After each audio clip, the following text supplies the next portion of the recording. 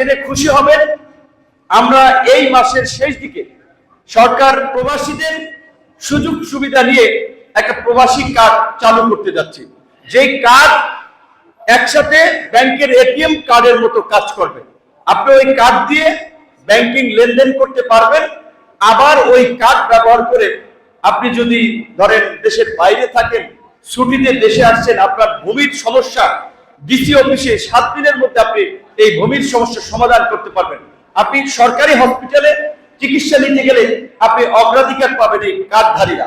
আপনি যদি বাইরের বাংলাদেশের দূতাবাসে যান পাসপোর্ট রিনিউ করার ক্ষেত্রে কোনো কাগজের সমস্যা নিয়ে, আপনার কার্ড থাকলে আপনি সেবার ক্ষেত্রে অগ্রাধিকার পাবেন। পাশাপাশি বর্তমানে যে সরকারি চ্যানেলে অর্থ পাঠালে যে 2.5% প্রণোদনা বা অতিরিক্ত আপনার দেওয়া হয় সরকারের পক্ষ থেকে সুবিধা, 100 টাকায় 2.5 টাকা, সেটাকে বাড়িয়ে 3 টাকা বা 3% উন্নীত করা হচ্ছে।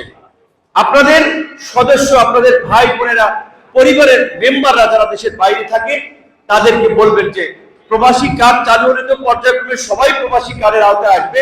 যারা আমরা এখন দিচ্ছি শুরুর দিকে, যারা দেশ থেকে যাচ্ছে তাদেরকে পর্যায়ক্রমে দেশের বাইরেও যারা আছে তাদেরকে দূতাবাসের মাধ্যমে আমরা এই প্রবাসী কার্ড আমরা পৌঁছে দেব।